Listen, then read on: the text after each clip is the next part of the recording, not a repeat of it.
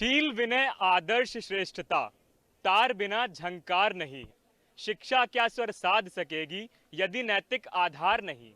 सृजनहीन विज्ञान व्यर्थ है यदि प्राणी उपकार नहीं। भारतीय शिक्षा संस्कृति हमेशा से हमें यह बतलाती आई है कि शिक्षा कोई भी याद और रटने की चीज नहीं, यह एक सीखने और समझने की चीज है। यह सीखने का विषय है। भारतीय संस्कृति के विद्वानों ने हमें यह समझाया है कि हम अगर शिक्षा को सीखते हैं और समझते हैं तो उसे अपनी जिंदगी में कई अच्छे तरीके से उतार सकते हैं। नमस्कार दोस्तों, मेरा नाम रजत सिंह है और मैं आपको अपने इस शो यूथ जंक्शन में स्वागत करता हूं। आज जैसा कि हम देख रहे हैं, हमारी शिक्षा प्रणाली रटन विद्या पे ज़्यादा निर्भर हो रही है। हम चाहते हैं कि इस शिक्षा नीति में कुछ अहम बदलाव किए जाएं, जिससे हमारा यूथ प्रैक्टिकल नॉलेज पर ज़्यादा एम्फसाइज करे। इसी को देखते हुए शिक्षा को एक राष्ट्रीय लक्ष्य बनाते हुए भारत की सरकार ने प्रधानमंत्री जी की अगुवाई में राष्ट्रीय शिक्षा नीति 2019 में कुछ अहम बदलाव किए हैं। तो आइए चलते हैं आज बाबू बनारसी दास विश्वविद्यालय के लखनऊ परिसर में, जहां हम अपने युवा छात्रों से कुछ इस नीति को लेकर प्रश्न करेंगे और उनसे भी कुछ रोचक तथ्य की जानकारी लेंगे।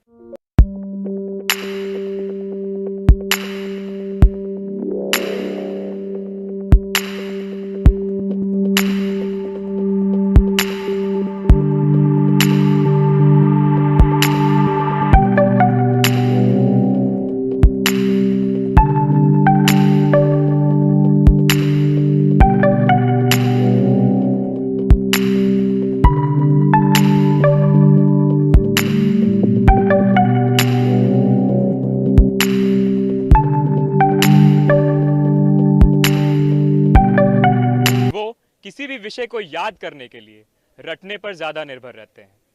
तो हम ये पूछना चाहते हैं और ये सवाल करना चाहते हैं कि क्या अगर हम इस शिक्षा में मेमोराइजिंग फैक्ट से ज़्यादा प्रैक्टिकल नॉलेज पे एम्फेसिस करें तो ये कैसे हमारे शिक्षा स्तर को एक नए इम्प्रूवमेंट की ओर बढ़ा सकती है। तो कौन देगा इसका आंसर? नमस्कार, मेरा नाम हर्षिता तिवारी है और मैं इसका आंसर देना चाहती हूँ कि ज़रूरी है कि हमें रिफॉर्म करना चाहिए, क्योंकि जब हम लोग किसी थ्योरी चीज़ की बात करते हैं तो वो हम लोगों को कहीं ना कहीं हम लोग उस पर ज़्यादा फोकस नहीं कर पाते हैं। अगर हम लोग प्रैक्टिकल नॉलेज करते हैं तो कहीं ना कहीं हर कोई ना कि मेरी बात है, हर कोई चाहता है कि वो ज़्यादा फोकस करे, वो हर चीज़ों को कहीं ना कहीं अप्लाई कर सकता है। जैसे हम लोग इंटरनेशनल एजुकेशन की बात करें तो वो कहीं ना कहीं हमारे इंडिया से ज़्यादा बेहतर है। क्यों? क्योंकि वो हमें प्रैक्टिकली ज़्यादा अप्रोचेबल लगता है और वहाँ के हर युवा प्रैक्टिकली ज़्यादा अवेलेबल रहते हैं और अपने आप को ज़्यादा अकाउंटेबल करते हैं उस चीज़ों में। अब जैसे हम लोग गुरुकुल की बात करें, वहाँ के हर विद्यार्थी, हर कोई वहाँ का एक बहुत ही अनौखिक कार्य कर रहा है। जैसे कि हम लोग देखते हैं कि वहाँ पे प्रैक्टिकली और थ्योरी कहीं ना कहीं दोनों एक साथ चल रही है, लेकिन हमारे इंडिया में सिर्फ थ्योरी को ज़्यादा फोकस किया जाया जाता है, जो कि कहीं ना कहीं गलत है। हमें प्रैक्टिकली ज़्यादा रहना चाहिए। अगर हम लोग बात करें प्रेजेंटेशन की, तो हम लोग कहीं ना कहीं देखते हैं कि जब कोई भी प्रेजेंटेशन दे रहा होता है तो हम लोगों का फोकस कहीं ना कहीं रहता है, लेकिन जब कोई शिक्षक हमें कुछ बताता है या कुछ उसके थ्योरेटिकल नॉलेज देता है तो हम लोग सिर्फ दिखाते कि हम लोग सिर्फ सुन रहे हैं, बट ऐसा होता नहीं है। अगर हम लोग प्रैक्टिकली वो चीज़ करते हैं तो वो कहीं ना कहीं आगे जीवन में जब हम लोग कोई कंडीशन आती है तो हम लोग उसमें अप्लाई कर सकते हैं। तो हमें लगता है कि प्रैक्टिकली ज़रूर हमें अपना एजुकेशन बढ़ाना चाहिए और उस पर फोकस करना चाहिए। जैसे कि स्मार्ट क्लासेस आज की लाइफ में आ रही है, जो स्कूल में और कॉलेजेस में ज़्यादा इंपॉर्टेंस दे रही है। हर कोई स्मार्ट क्लासेस कर रहा है और हर कोई चाहता है कि वो उस स्मार्ट क्लासेस से ज़्यादा सीखे और कई जगहों पर अप्लाई कर सके। तो जैसा कि हर्षिता जी ने बताया कि अगर हम किसी प्रैक्टिकल नॉलेज पे ध्यान देते हैं, जैसा कि स्कूलों में हम याद करने से ज़्यादा अगर उसको हम किसी चीज़ को प्रैक्टिकली करते हैं तो जो चीज़ सीखते हैं वो हमारे जीवन भर हमेशा हमें याद रहती है और उसे हम और अच्छे ढंग से कर पाते हैं। जैसा कि पिछले 3 दशकों में देखा है हमने कि भारत सरकार ने जितना अपनी इकोनॉमिक प्रोग्रेस पे ध्यान दिया, क्या उतना ही उन्होंने क्वालिटी ऑफ प्राइमरी एजुकेशन पर भी ध्यान दिया है? तो इस प्रश्न का आंसर कौन देना चाहेगा? जी, आप बिल्कुल सही कह रहे हैं। प्राइमरी एजुकेशन पे उतना ध्यान तो नहीं दिया गया है, लेकिन भारत की कई मजबूरियां थी इसके लिए, क्योंकि भारत ने 3 युद्ध झेले थे। हमें यहाँ पर इमरजेंसी थी, हमें अपना गोल्ड रिजर्व तक रखना पड़ा था, तो हमारी प्राइम फोकस वो नहीं था। नो डाउट ये ज़रूरी है, लेकिन हम इतना हमारे पास इकोनॉमिक ग्रोथ के लिए हमारे पास इतना टाइम नहीं था। अगर उस वक्त कोई देश हम पर हमला कर देता तो शायद आज हम आज़ाद ना होते। एजुकेशन बहुत ज़रूरी है समाज के लिए, समाज को आगे बढ़ाने के लिए, देश को ऊपर करने के लिए। और primary level, grass root level is very important. लेकिन सरकार कई मद होते हैं, कई बार हमारे पास ऐसी सिचुएशंस होती हैं कि हम चाहते हुए भी नहीं कर सकते। 1986 में बना कमीशन, राष्ट्रीय शिक्षा नीति आई पहली बार, उस पर काम भी हुआ, जैसे सर्व शिक्षा अभियान, मिड डे मील, आंगनबाड़ी, कई प्रोग्राम्स चले, लेकिन ये उतने इफेक्टिव नहीं रहे। इसलिए हमें एक नई शिक्षा नीति की ज़रूरत है, जो कि ये सरकार ला रही है। बहुत अच्छा कदम है। मेरा नाम है बुशरा। उन्होंने जो कहा मैं उस बात से एग्री करती हूँ। इकोनॉमिकली हम बहुत ही लो हो चुके थे एक टाइम पर, लेकिन प्राइमरी एजुकेशन क्यों ज़रूरी है? क्योंकि वो हमारा जो बच्चे हैं वो हमारे इंडिया का फ्यूचर है। अगर हम वही नहीं सही कर पा रहे हैं तो हम फ्यूचर नहीं बना पाएंगे। और प्राइमरी एजुकेशन इतनी स्ट्रांग होनी चाहिए कि हमको अपने बच्चों को रटाना ना पड़े, हमें वो नहीं सिखाना पड़े कि क्या सही है क्या गलत है। उनके पास वो चीज़ें खुद होनी चाहिए। बच्चों को अगर हम स्कूल भेज रहे हैं तो हमारा मकसद यही है कि हम उनको अच्छी चीज़ें सिखा सकें, ना सिर्फ रट्टू तोता बनाएं, ना सिर्फ पढ़ाएं, बल्कि उनको और वो सब चीज़ें सिखाएं जो उनको आगे लाइफ में और अलग अलग सिचुएशंस हैंडल करने में, और कह सकते हैं कि कुछ भी करने में जो आगे आपके भविष्य में काम आ सकती हैं, बहुत हेल्पफुल रहती है प्राइमरी। इसलिए क्योंकि कहते हैं कि 86% ऑफ द ब्रेन हमारा ग्रो कर जाता है बिटवीन 0 to 5 years एज।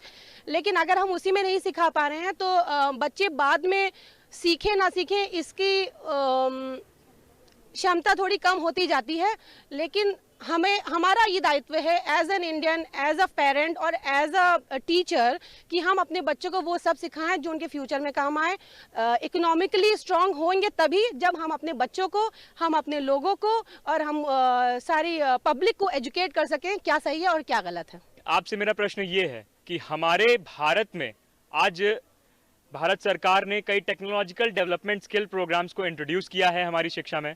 तो यूथ के अपडेशन जो इस एरा का बहुत इंपॉर्टेंट पार्ट है, कैसे यूथ को डेवलप करने में, उसको अपडेट करने में ये प्रोग्राम्स कहाँ तक कारगर साबित हो सकते हैं? देखिए, जैसे आजकल के यंगस्टर्स है वो बेसिकली गवर्नमेंट जॉब के लिए फोकस करते हैं, पर हम ये जानते हैं कि किसी ना किसी के अंदर कोई ना कोई टैलेंट तो होता ही है, बट वो उनको पता नहीं चल पाता। जो स्किल डेवलपमेंट प्रोग्राम है उनसे वो अपने यूथ अपने स्किल को पहचान भी पाएंगे, उसको डेवलप भी कर पाएंगे, एंड रादर दैन वो अपने करियर में भी उससे इन्हांस कर पाएंगे। क्योंकि आजकल के यंगस्टर्स, उन्हें आजकल बहुत वैरायटी ऑफ करियर्स निकले, जैसे लोग रैपर बन रहे, डीजे बन रहे, वीजे बन रहे, तो ये सब भी हो सकता है। ये हमारी सोसाइटी में भी कंट्रीब्यूट कर सकता है, इकोनॉमिक में भी कंट्रीब्यूट कर सकता है। और यंगस्टर्स अगर अपनी स्किल में फोकस करेंगे और अपने पैशन को बढ़ाएंगे तो अपनी प्रोडक्टिविटी भी बढ़ाएंगे, इससे वो अपने आप को भी निखार पाएंगे और फ्यूचर में जाके भी वो एक अच्छे कंपोनेंट बन पाएंगे एंड सोसाइटल और बैलेंस कर पाएंगे। इससे हमारी इकोनॉमी भी बैलेंस रहेगी, सोसाइटी भी बैलेंस रहेगी और वो इंसान भी खुद को भी डेवलप कर पाएगा, क्योंकि वो खुद की पसंद की चीज़ें कर रहा है। इसलिए ये बहुत ज़्यादा अच्छा है हमारी यूथ के लिए। हमारा अगला प्रश्न है कि राष्ट्रीय शिक्षा नीति 2019 के बारे में आपके यहाँ के छात्र, आप लोग क्या जानते हैं इसके बारे में? प्लीज़ हमें ये बताएं। जो नई एजुकेशन पॉलिसी है उसमें बहुत ढेर सारे रिफॉर्म्स किए गए हैं और बहुत अच्छे रिफॉर्म्स किए गए हैं। जैसे कि उसके जो बेसिक 4 पिलर्स हैं, जैसे कि इक्विटी, अफोर्डेबिलिटी, एक्सेसिबिलिटी, उन पे इसकी ड्राफ्टिंग करी गई है। बच्चों में शुरुआत से ही स्किल्स कैसे डेवलप करें ये इसमें ध्यान दिया गया है। प्लस जो क्या कहते हैं लैक ऑफ मैनेजमेंट है, अभी तक जो टीचर्स की कमी हो जाती थी स्कूल टाइम्स में, उनको कैसे पूरा किया जाए, इस पे इसमें काफ़ी हद तक ध्यान दिया गया है। इसमें जो पूरी एजुकेशन है जो अभी तक नर्सरी से लेकर 12 तक की होती थी, उसमें उसको 4 स्टेप्स में डिवाइड कर दिया गया है गवर्नमेंट में। जैसे कि नर्सरी से लेकर 2nd क्लास तक, फिर 3rd से लेकर 5th तक, 6 से लेकर 8th तक, एंड देन सेकेंडरी एजुकेशन जो है वो 9 से लेकर 12 तक। जिसमें प्राइमरी जो एजुकेशन है उसमें बच्चों में जो मॉरल वैल्यूज़ हैं, जो एटिकेट्स हैं, जो वैल्यूज़ हैं वो डेवलप करी जाएंगी, जिसके लिए और इसमें कोई बुकिश नॉलेज नहीं है बल्कि एक्टिविटीज़ के थ्रू उनको ये सारी चीज़ें बताई जाएंगी, समझाई जाएंगी और फिर उसके बाद धीमे धीमे हम लोग बुकिश नॉलेज की तरफ बढ़ेंगे। बहुत हद तक इसमें वोकेशनल ट्रेनिंग्स का भी प्रावधान रखा गया है कि बच्चों को टाइम पे स्किल मैनेजमेंट प्रोग्राम्स कराए जाए, उनके अंदर जिस भी सब्जेक्ट में उनका इंटरेस्ट है वो सब्जेक्ट्स उनको पढ़ाए जाएँ, उनको बताए जाएँ, ताकि आने वाले टाइम में जो उनका पैशन है वही उनकी जॉब बन सके, ताकि हमें बेहतर से बेहतर प्रोडक्टिविटी मिल सके। हमारा अगला प्रश्न ये है कि drafting committee for national education policy 2019 ने ऐसे क्या रिफॉर्म्स सजेस्ट किए हैं जो हमारी शिक्षा प्रणाली में बदलाव ला सकते हैं? मेरा नाम श्रद्धा वर्मा है और मैं बताना चाहूँगी कि कौन कौन से रिफॉर्म्स नेशनल एजुकेशन पॉलिसी 2019 में किए गए हैं। आरटीए एक्ट में 2019 में ये था कि 6 से 14 साल के बच्चों को आप फ्री एंड कंपल्सरी एजुकेशन देंगे, पर अब ये डिफॉल्ट में ये बताया गया है कि अब 3 से 18 साल के बच्चों को फ्री एंड कंपल्सरी एजुकेशन दिया जाएगा। ऐसा इसलिए है क्योंकि रूरल एरियाज जो होते हैं वहाँ पे एजुकेशन थोड़ा सा सिस्टम कम हो जाता है, बच्चे पा नहीं पाते हैं, फ्री एजुकेशन नहीं मिल पाती है, जिसकी वजह से वो अनएजुकेटेड रह जाते हैं। इसीलिए उन्होंने 3 से 18 साल तक कर दिया है। और दूसरा रिफॉर्म ये किया गया है कि जो 5+3+5+3+3+4 रिफॉर्म से पहला उसमें फाउंडेशनल स्टेज आता है जिसमें प्री प्राइमरी और ग्रेड 1 और 2 लिए गए हैं। फिर आता है पेपेट्री स्टेज जिसमें क्लास 3, 4, 5 लिए गए हैं। फिर आता है मिडिल स्टेज जिसमें 6, 7, 8 लिया गया है। और फिर आता है आपका सेकेंडरी स्टेज जिसमें 9, 10, 11, 12 लिया गया है। फिर दूसरा रिफॉर्म ये किया गया था टीचिंग एजुकेशन में। टीचिंग एजुकेशन में जो बीएड वाले थे उसमें इंटीग्रेटेड 4 साल का बीएड वो बोल रहे हैं कि आप करें, ताकि हाई क्वालिटी एजुकेशन और ट्रेंड जो टीचर्स हैं वो मिल सके, पैशनेट टीचर्स हो, मोटिवेटेड टीचर्स हो, ताकि जो स्टूडेंट्स को वो पढ़ाएं तो वो स्टूडेंट्स भी मोटिवेट हो जाए उनके पढ़ाने के तरीके से और वो और अच्छे से निखर के आए। इस बार जो पॉलिसी ड्राफ्ट हुई है सबसे पहले वो आरटीई है, यानी कि right to education to all, equal education सबको मिला है। ये रिफॉर्मेशन जो हुआ है इसमें क्वालिटी एजुकेशन पे ज़्यादा फोकस किया गया है, टेक्निकल पे ज़्यादा फोकस किया गया है, इनोवेशन एंड टेक्नोलॉजी पे ज़्यादा फोकस किया गया है।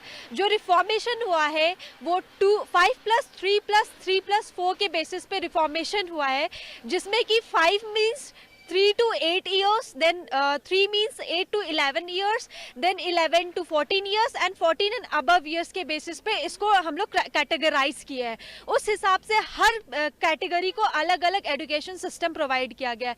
टीचर्स को टेक्निकल नॉलेज दिया जा रहा है। बीएड का कोर्सेज जो लोग कंप्लीट किए हैं उन्हें ही हम लोग कॉलेजेस में सेलेक्ट कर रहे हैं। और जितने भी टीचर्स जो हमारे सरकारी स्कूल में जितने भी टीचर्स थे जिनको नॉलेज कम थी उनको हटा करके नॉलेजेबल और स्किलफुल टीचर्स को रखा गया है। इस पॉलिसी में टीचर्स के लिए भी काफ़ी रिफॉर्म किए गए हैं। पहले टीचर्स केवल टीईटी का टेस्ट देके वो टीचर्स बन सकते थे, लेकिन अब पहले उनको टीईटी का टेस्ट देना पड़ेगा, देन स्टेट लेवल पे उनको एक टेस्ट देना पड़ेगा, उसके बाद में उनका एक प्रॉपर इंटरव्यू होगा, उसमें उनको डेमो देना पड़ेगा कि वो कैसे बच्चों को पढ़ाएंगे। और वो इंट्रोडक्शन 5 to 7 मिनट उनको डेमो देना पड़ेगा कि वो कैसे बच्चों को मोटिवेट करते हैं या फिर वो कैसे पढ़ा रहे हैं, उनके पास क्या क्या स्किल्स हैं और वो बच्चों की स्किल्स कैसे डेवलप करते हैं।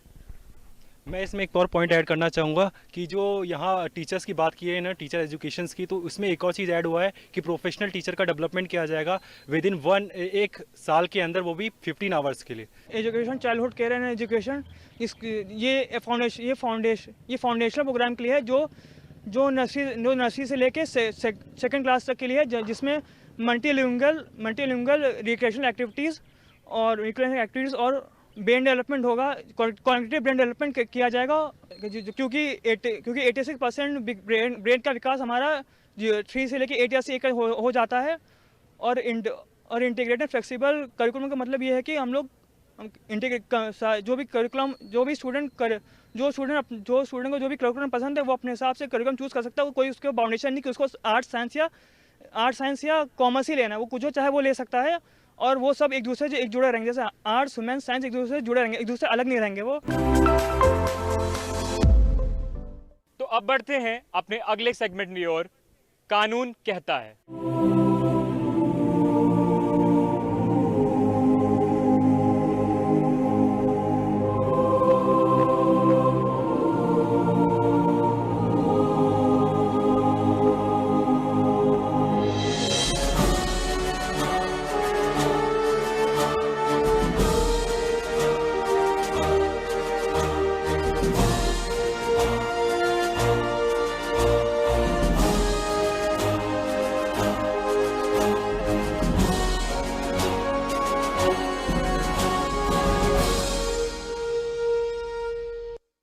नमस्कार दोस्तों, कानून कहता है में आज हम बात करेंगे रेरा यानी रियल एस्टेट विनियम और विकास अधिनियम के बारे में।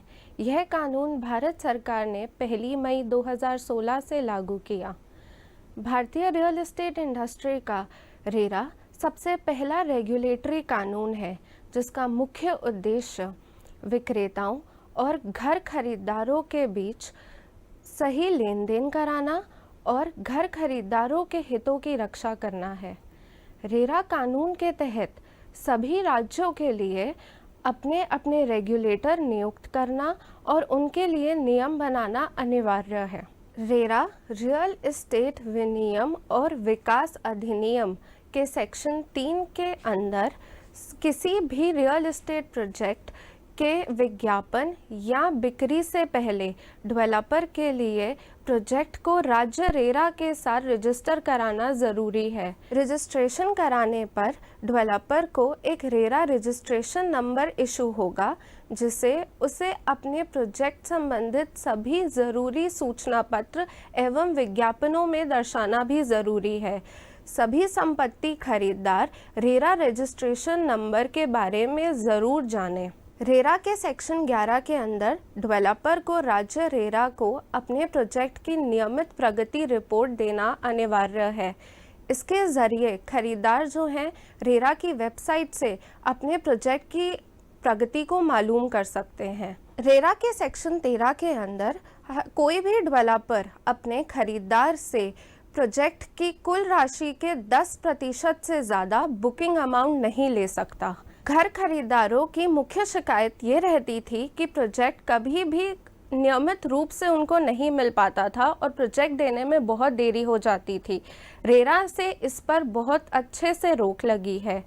अब कोई भी डेवलपर प्रोजेक्ट के राशि का 70% उसको एक अलग खाते में जमा करना होगा और उस राशि को सिर्फ और सिर्फ प्रोजेक्ट के निर्माण कार्यों के लिए ही प्रयोग किया जा सकता है। सेक्शन 14 के अंदर बिना खरीदार की अनुमति के कोई भी डेवलपर प्रोजेक्ट के अंदर कोई भी बड़े बदलाव नहीं ला सकता। रेरा के सेक्शन 19 के अंदर घर खरीदारों को कुछ बड़े अधिकार दिए गए हैं, जैसे कि डेवलपर से प्रोजेक्ट के संबंधित सारे प्लान्स और ज़रूरी दस्तावेज़ों को ले पाना, उसकी प्रोजेक्ट की नियमित प्रगति रिपोर्ट ले पाना। कोई भी डेवलपर यदि प्रोजेक्ट देने में अनावश्यक देरी करता है या एग्रीमेंट का पूरी तरह से पालन नहीं करता है तो घर खरीदार डेवलपर से चुकाई हुई पूरी राशि ब्याज के साथ वापस मांग सकते हैं। रेरा के सेक्शन 31 के अंदर शिकायतकर्ता शिकायत या तो रेगुलेटरी अथॉरिटी या निर्णायक अधिकारी के पास लिखित रूप में दर्ज करा सकते हैं। यह शिकायत या तो राज्य रेरा के फॉर्म M या रेरा की वेबसाइट पर जाकर दर्ज कराई जा सकती है। शिकायत करते हुए फॉर्म में कुछ ज़रूरी जानकारी देना ज़रूरी है, जैसे कि पीड़ित खरीदार का नाम, पता, कॉन्टैक्ट नंबर, प्रोजेक्ट का नाम, पता, उसका रेरा रजिस्ट्रेशन नंबर, प्रोजेक्ट की कुल राशि, चुकाई हुई राशि और शिकायत संबंधित ज़रूरी जानकारी को देना आवश्यक है। रेरा के 6 महत्वपूर्ण नियम इस प्रकार हैं। पहला, शपथ पत्र। हर डेवलपर को राज्य रेरा के पास एक शपथ पत्र देना अनिवार्य है। Possession date will be sacrosanct. Agreement के अंदर खरीदार को जो भी पोजेशन डेट दी गई है उसके अंदर ही खरीदार को संपत्ति की पोजेशन देना भी अनिवार्य है। Clear title of the land and project.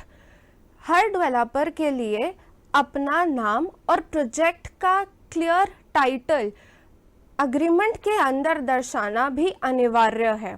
Free from इनकम्बरेंसेस। Project land के अंदर कोई भी इलीगैलिटी नहीं हो सकती। डेवलपर को प्रोजेक्ट रजिस्टर कराने से पहले उससे रिलेटेड सभी लीगल प्रोसेसेस पूरे करने होंगे। Maintaining a separate account. Project को देरी से देने की मुख्य वजह ही यह होती थी कि डेवलपर्स पैसा लेकर उसी पैसे को किसी दूसरे प्रोजेक्ट में लगा दिया करते थे। अब वह ऐसा नहीं कर सकते क्योंकि उन्हें जमा हुई राशि का 70% एक अलग बैंक खाते में जमा करना ज़रूरी है। रेरा के किसी भी नियम के पालन को ना करना एक अपराध है। रेरा का एक मुख्य लाभ यह है कि इसके अंदर दर्ज हुई हर शिकायत का 60 दिन में निवारण करना ज़रूरी है। अगर कोई भी डेवलपर रेरा के नियमों का पालन नहीं करता या रेरा के दिए निर्देश का उल्लंघन करता है तो उसके ऊपर कानूनी कार्यवाही करी जा सकती है या उस पर जुर्माना भी लगाया जा सकता है। जैसे अगर कोई भी डेवलपर बिना प्रोजेक्ट की रजिस्ट्रेशन के उसका विज्ञापन करता है या उसकी बिक्री शुरू करता है तो उसके ऊपर 3 साल की कैद की सज़ा या प्रोजेक्ट की कुल राशि का 10% तक जुर्माना भरने को कहा जा सकता है। अब बढ़ते हैं अपने अगले सेगमेंट की ओर, उम्मीद की किरण।